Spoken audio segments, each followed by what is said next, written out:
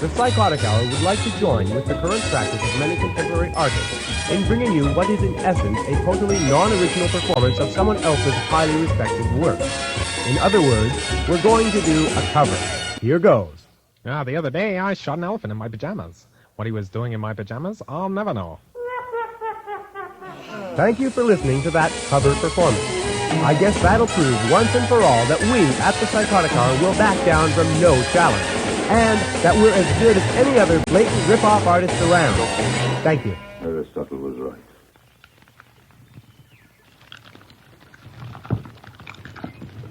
Aloria? Aloria? Yes, Mother? Oh, there you are.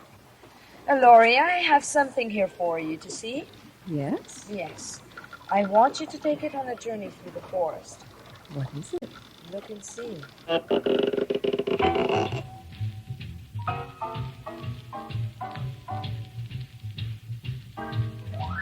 Good evening, ladies and gentlemen. 4 years old with a mentality to match. This is the Psychotic Hour. Tonight, Carmen Bouchard, Bunny, Brendan Cahill, Susan Freed, Chris Gobet, Andy McClellan, Alan Rhodes, and Mike Wyman. Oh. Now remember, the sky is beneath the rain. I'll remember.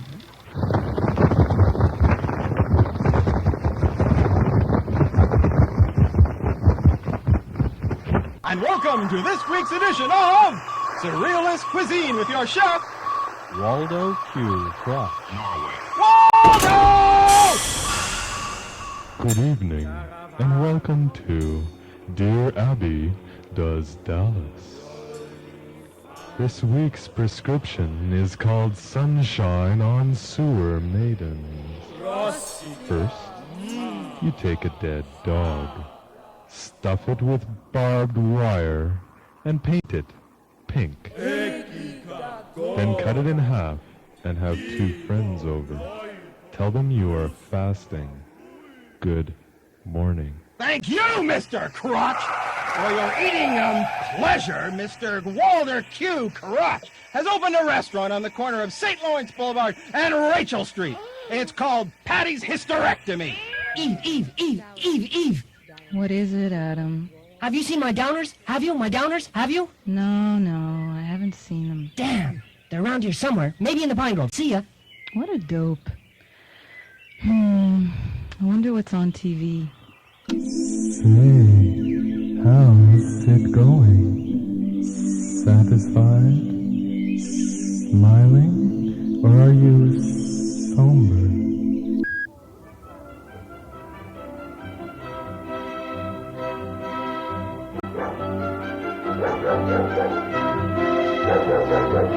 My dear Mrs. Kitchener, I'm so happy you could join me for tea. Thank you, Lady Loch Ness. What a pleasure to be invited. Did I notice some renovations going on as I passed through? Oh, yes, you did. And with all this wartime bombing, the house is in need of some repair. Lord Loch Ness's entire study was fairly blown away. Not to mention Lord Loch Ness himself. Yes, well, we all lose something in war. Tea? Come. Ah, Mrs. Kitchener, this is Mr. Schnickelgruber, the paper hanger. England, Herr Streiter to the Reich! What's that, Mr. Schnickelgruber? Weather a bit nasty today? Really, isn't it? I suppose it must be the front coming in from the east. What? Gerbils, you idiot! I beg your pardon? I said gerbils from the city yet? Miss Jennifer's mice arrived from London, yes? No, still waiting. So kind of you to ask. The boa constrictor, you know. Such a lively substitution for the late lord. Wherever did you get it? Oh, guess. Yes, where? What? Oh, I said miss, big miss. Oh, I hadn't noticed, rather. Right, clean, I restore order. The chairs are subsidiary to the table. The books must... Ah, what is this? Dresden with a tin? Wipe it out! Destroy the Lennox Imperium! Crush the Westwood! Glorify the China collection! That is quite enough. Oh, I go hang paper. Excuse, please. A little strange, isn't he? Oh, and that isn't the half of it. Ever since the war, it's been impossible to find reliable help. I took one of those cute little Italian gardeners, insisted on lining up the topiary hedges into regiments, and yesterday I got Mr. Hirohito firing Yorkshire puddings from a cannon. Really? Oh, it's been absolutely hell. And they collude, you know. They're up all hours of the night exploding little statues of Mr. Roosevelt. And I don't know how correct that can be, seeing as he's dead. Exploding dead chief executives in effigy seems hardly fair. But you know how these foreigners can be. Yes, strange habits to say the least. Yesterday, when I suggested to the gardener that it might be simpler for him to form an alliance with Mr. Schnickelgruber, he threw a pair of garden shears at me. Of course, that isn't the half as strange as Mr. Hirohito's lead suit. Well, why do you keep them on?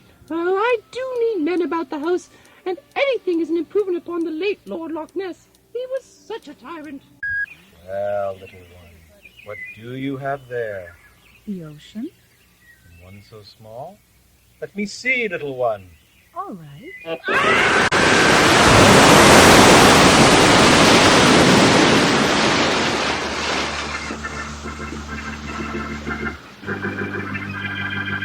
Good evening. It's brilliant how you've worked this out, Professor. We're inside the museum and not one alarm has gone off. No need to whisper. You won't see any guards here either. I've planned this for 10 years. Nothing will go wrong. Now set up the video camera. I love this part, recording the greatest crime of the century. Okay, it's ready. So, Professor, tell me the secret. Which ones are we taking? We're not taking anything. What? That's right. How much do you think this urn is worth? Athens, circa 450 BC. It's priceless. Exactly. Priceless. No price. Zero. Professor! It's just clay. Now this painting here, the Caravaggio, it last sold for 6.4 million American dollars. You see, the value of any artwork is in the mind, not in the object. Ah, I understand. So the only loss suffered when I knock over this statue is cultural. Which is insignificant. Ancient Greek painting is lost. And do we lose any sleep over it? Then art is meaningless. Yes, and this video will prove it. Video? Video? Oh, Professor, I forgot to turn it on. What? Oh, you idiot! All right, bring me that Rembrandt. The time, somewhat after the millennium. The place, a typical office. What? Yeah, sure. Just stay in bed then. Take it easy. We'll see you on Monday. No, look, don't worry about it. Okay, bye then. Is that Robertson? Yeah, he won't be in today. Came down with AIDS. Jesus, everybody's getting it this year. Yeah, but it's not as bad as the epidemic last fall. I remember that. People were dropping like flies. Some of them even died. Yeah, thank God for modern medicine, huh? And Medicare. Wonder drugs don't come cheap. Quality care either. Hey, how'd your checkup go? Checkup? Yeah, your 10,000-day checkup? I didn't go. What? Why the hell not? I wasn't feeling up to it. Couldn't handle the thought of being hooked up to all those machines for 3 days. And besides, I had to pitch the Wonder Worm flower account that week. I was really snowed under, you know? Christ, you moron. Do you know what you've done? It's not the end of the world. I'll just make another appointment. May as well be the end of the world as far as you're concerned. You've just voided your warranty. What do you mean? You're not under guarantee anymore. That means the Central Health Office is going to revoke your Medicare card. So you've got to pay for hospitalization, medication, doctor's fees. The whole ball of wax is in your lap now. What? Sure, they've really clamped down. And without a valid Medicare card, your company insurance is invalid too. Out goes Dentacare, salary insurance, paid medical leave, and your stock options. Not my stock options. Sure, look, you're a nice guy, but it's only a matter of time before some minor, easy-to-cure, but oh-so-expensive disease takes you out of this existence and into the next. Oh, no. What about my children? Who'll take care of them? Time. They're not covered anymore either. Maybe it'll be AIDS, heart attack, radiation sickness, anthrax. I don't know, that or some other common virus or bug. Hey, it's been good knowing you. Oh, my God, you're acting as if I was dead already. May as well be. But look at it this way. Any day now, you'll be embarking on a new and very different voyage to a faraway place. We're all going one day. But I'm not ready. I'm not going. I'm not going.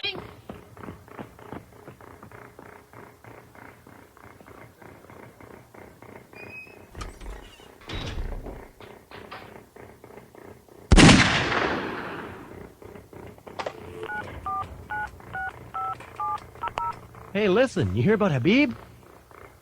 Just now. He ended it. He missed his checkup. Yeah, I guess we are going to need a new VP. Sure, I'll pass the name along to the board. Lunch? How about Tuesday? Okay, till then. Bye. Gentlemen! There are broadcast regulations! That's better. Now, gentlemen, inciting the Canadian public to revolution. Think of the War Measures Act. Still a bloody good idea. All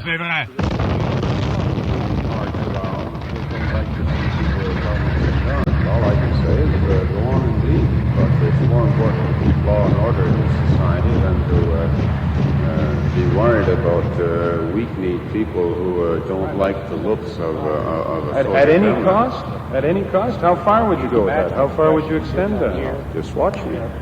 He says that if he had heard a question that he did not hear, it would be, as he described it, in unparliamentary terms.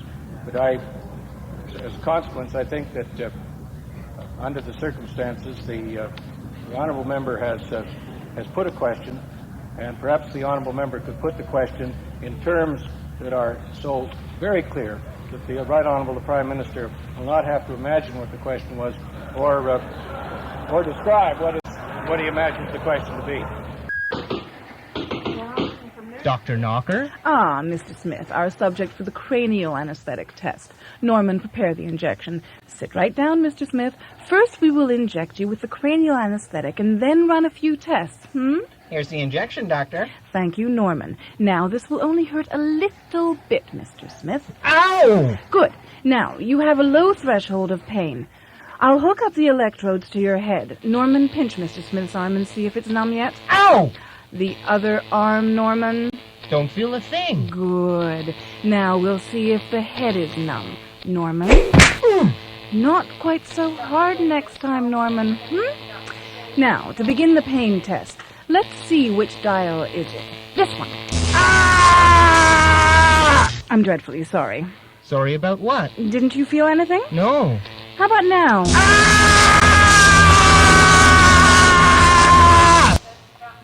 No. Good. On to the next test. We'll just step beyond this barrier for a moment.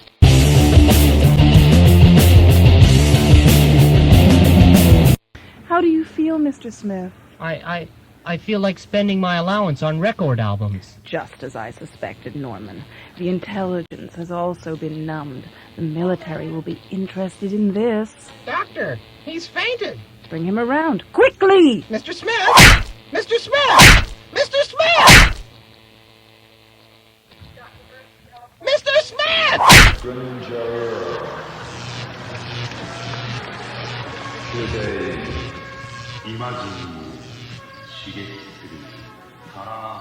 Yo-ho, my child! What pretty thing doth thou carry for me? Nothing but an ember from our heart, sir. If it is yours, then take it. By all means. Yes, yes. I think I shall.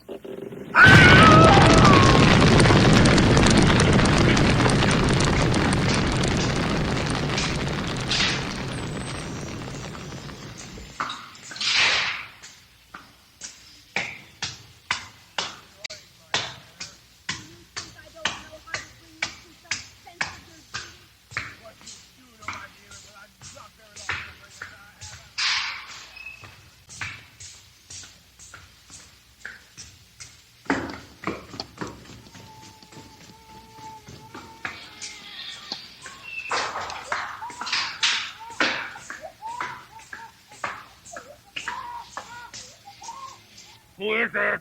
It's me, Caldwell.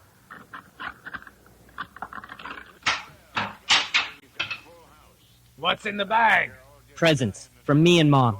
Presents, huh? What you're doing is giving your conscience a reprieve. That's what you're doing. Come on. It's so dark in here. It's too bright. So what'd you bring me? What's this junk? Mouthwash. Mouth perfume. And what's this? Different tins of food. Ah, more junk. Everything rotten or smashed, they tin. You like that stuff. Junk to eat and then junk to wash your mouth out afterward.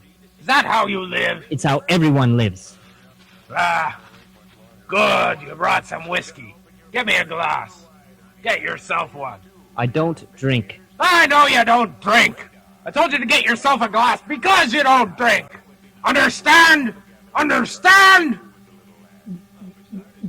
Oh, great mouthwash. Oh, Gulliver went to the land of the small, and Gulliver went to the land of the tall, and in every land in which Gulliver went, they probably got Gulliver going again. Better I drink than think.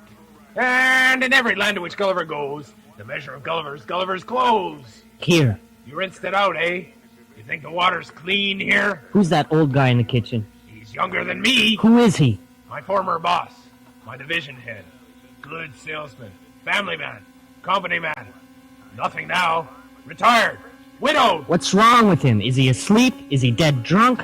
Asleep, drunk, dead. What's the difference? He didn't seem to be moving at all. I couldn't even see him breathing. Ah, well, if he's not breathing, he's not alive. Shut the window! I can't stand it any longer. It stinks in here.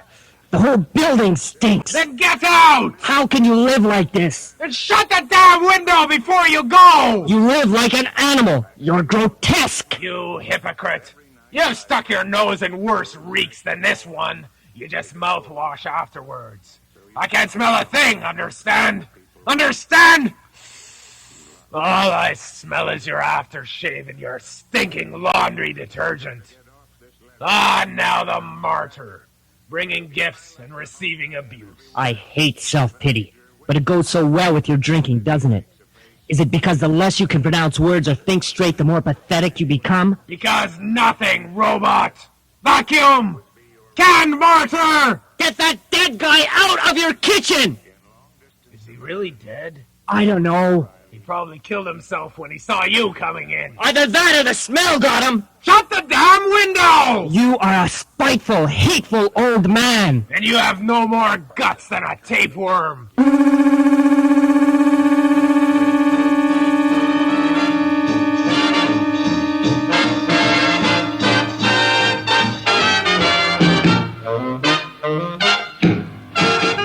Tonight's show was written by Brendan Cahill, Frisco Bay, Andy McClellan, John Monday, Alan Rhodes, and Mike Wyman, and was recorded in the studios of CRSG. Thank you, and good night.